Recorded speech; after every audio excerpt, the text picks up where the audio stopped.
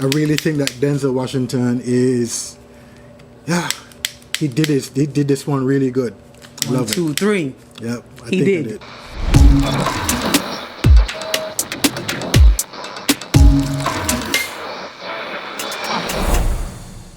Hey, what's up, my geek folks out there? Like when I I'm sorry. You like when I say it. Huh? Alright, what's up, Geek Gang? This is Lady up there. What the hell was there? What was that? We're here to talk about Equalizer 3. So yeah. Let's get into it. Let's get into it.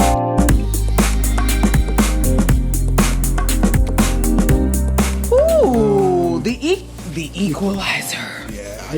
Denzel came back for the trilogy. Yeah, it came back. I think it was a really good movie. To me, I definitely think it connected well. You know, on a more understanding level of him being just a normal human being than probably an assassin or whatever he is. CIA operative, I believe. Yeah, Yes. whatever he is, the operative. But I think it brought us down to a level because this movie it gets really emotional. My critique of the movie was it was pretty good. However, I still do think that there was a few things missing. I think everything just moved so quickly, and you know, to me, I believe there should have been more things involved in it, which I can't really pinpoint. But I would have to re-watch it again because there's some stuff that is in it that could have been added, but I can't tell you what should have been. Okay, I think it moved rightfully so. I think it was actually a little bit slow. But I was appreciative of it being slow because I felt like if you're gonna compare all three of them, right? 2 consistently with like a lot of people think that 2 is kind of the worst of the 3. Okay? Yeah. And I feel like there's a definite disconnect with the story, so I can understand that. Then you have 1 and 3. 1 and 3 kind of gives you the same format. If you watch 1, it don't really kick into high gear in any kind of high gear until about 40 minutes in. This is the same thing almost. You now get to see, but on the flip side of number 1, you now get to see Robert in his humanity. Robert as an older guy who was on death's door and was healing, getting to know his surroundings are getting to know him. I felt like they did a good job. Like Antoine Fuqua did a really good job. By the way, he needs to do the next Jason, because that's another conversation for another time, because the hard person to me, he did a really good job of just setting it up. Setting the whole scene up for Robert to be immersed in with the town and the town to be immersed with him. And then all of a sudden he's seeing this shit happen. He's seeing this shit happen. He's seeing this shit happen. And now it's happening right in front of him. He's like, fuck, and y'all really want to do, okay, y'all want to do this. Okay. So now I'm going to give you the snake eye. Now I'm going to look straight in your soul. Like he done did so many times when he murked them out, he just looked straight in their soul and was like, the devil is here. You're looking in my soul. The devil is here. Okay. It's a good action film. Is it the greatest in the world? Absolutely not. But is it a good action film? Yes. Would I see it in theaters? Yes, I would. Okay, fine.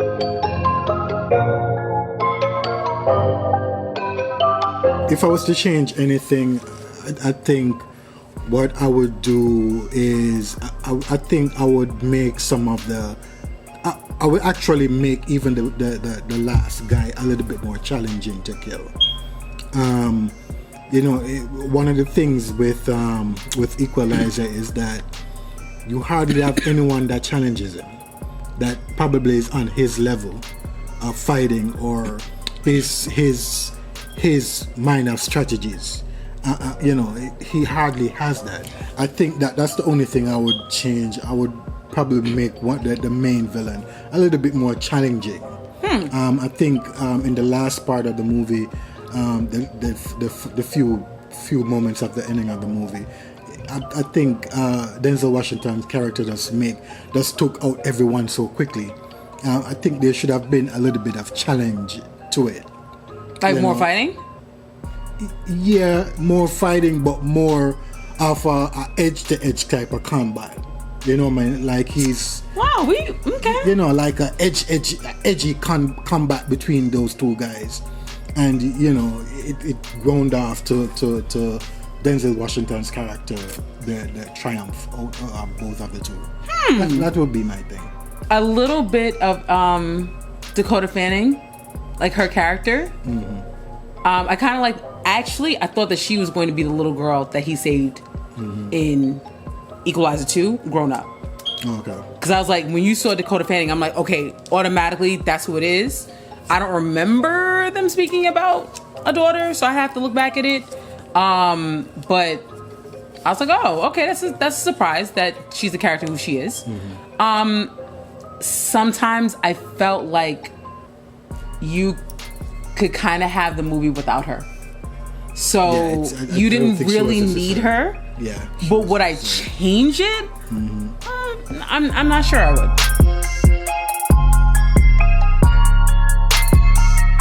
Okay, so which one is more impactful? 1, 2, or 3? I'm gonna go with 3. I'm gonna go with 3. 2, like again, is a non-starter. 1, I think, just opens up the franchise and to people who are not familiar with the character. There was a TV show about it before this, and now there's a TV show now. Yeah. However, I think that 3 showed you he's not immortal. Like, I appreciated the long drawn out scenes of establishing of him walking up and down and you actually getting to see that he did it a little bit better each day or each week or whatever the case may be, time lapse. The fact that he was on death's door.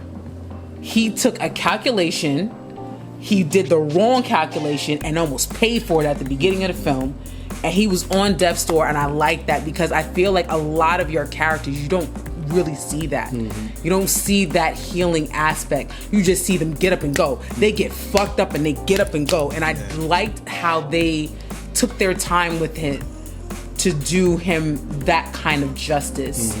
And then that it doesn't go into hand-to-hand combat like you would want it. I was okay with the swift kills. Yeah. It goes to his strength. The same thing go for me. I think this 3 Equalizer 3 is more impactful for me out of all 3 of them. Why is because I think it kind of brings you down to a level of him being the mortal being that he is. You know what I mean?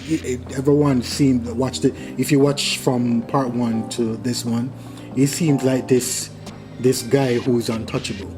You know, very much so. He's like swift with his skill, and he would take like a fork and do a lot of damage, especially to what he did to the college the business guys in part 1. You know what I mean? Yeah, in part 2. Yeah, in part 2.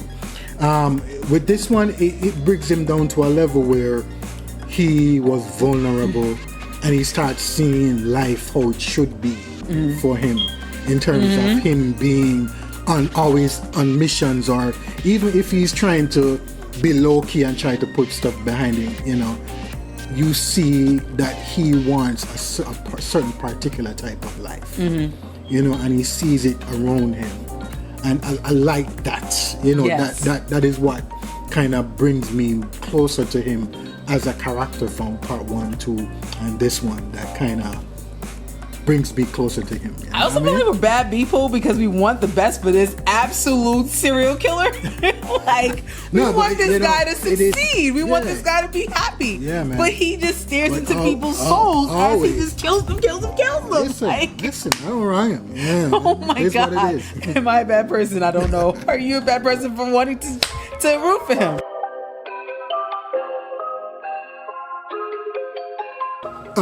Wow. I mean, there are a few. There's a few actors that I have that would be perfect for him in if they probably think about kind of swapping Denzel out as they should. Else. Yeah, as they should. I think the first one for me would be I think his name is Regé Jean. He's that black dude. Yeah. The Bridgerton character. British, yeah. Oh! Yeah. Yep. He's He's Bond to me. Yeah, he's Bond, but he has that smoothness about him, just like Denzel Washington. You get what I'm saying? Like a young Denzel. Yeah, but he has that smooth, suave look. You know, he's down to earth kind of thing. And Kingsley Ben-Adir. Kingsley Ben-Adir. If I from say where? He is the guy from. He's the guy who's going to be playing Bob Marley. Yes. Okay. He's the guy who's going to be playing Bob Marley, and I think he was in. Yeah. Yeah, I think he was in Secret Invasion. Yes. Yes. He would be a perfect thing for me as well. All right. You know what I mean? All right. Yeah. So those two is what I have. What you have? I'm going to go with Charles Michael Davis of the original Fame. Okay. For those who know originals, Marcel Gerard. I definitely think he has the physicality to do it, and also the restraint to do it. I am also gonna go with Hawkman and Leverage's Aldous Hodge. Yep. Yep. I think he could do it too. To make a twist now. So what if they had a female version of this now? Who would your two picks would be? Gender swap. Yeah. Yes. I mean, listen, they did it with Queen Latifah. They are doing it with Queen Latifah in the show now. This is inspired. I don't know her physicality though, but it's inspired. I am gonna go with Journey Smollett, Lovecraft Country. Journey Smollett. You know, there's two I would use. I would use either Zazie Beetz, or I would use Anna Diop. That's the chick who starred in Titans as Firestone. Yes. That's her name? Fire. Yeah. Yes. She would be perfect for it. Yes. I think that would be my pick for them, basically. Zazie Beetz, especially with her being in Deadpool 2. I think I would use her. You know what I mean? What you mean? Okay. So if we're gonna do fan casting, I'm going to also throw in the ring. The sister on The Walking Dead, Sonequa Martin Green. Yes. Martin, yeah. I'm gonna go with her. I also think that she can pull it off, and I'm gonna go with someone that also you don't see a lot, Nicole Beharie. Nicole Beharie. Who's the guy with the. The headless horse. Yes. That whatever that series is. She was also the wife in 42. Oh, okay. But yeah, she was on that show, the Sleepy Hollow. There we go. Sleepy Hollow. She was on Sleepy Hollow. Yeah. I definitely think Nicole Beharie could do a good job. Okay, that sounds good. That's it for me. That's it for me too. So listen, if you like what you see, comment below. What did you think of the Equalizer 3? What did you think of the Equalizer 2? Or what did you think of the Equalizer 1? What did you think of our fan casting? Comment below. What do you know? All right. We are on TikTok. We are on IG at Geek by Heart. He is on Twitch as what? General Art. What you playing? I'm playing God of War, the 2018 one. Yeah. All right. I am going to be on it every weekend. All right. So I'm going to be playing live on YouTube and probably on Twitch one and a few times, depending on how I feel. Nice. But, let's get it. All right. And you can also find me at Blurred's Eye View, YouTube on Tuesdays and Thursdays, 8:39 respectively. Yes, so you see us on a whole crew. Yep.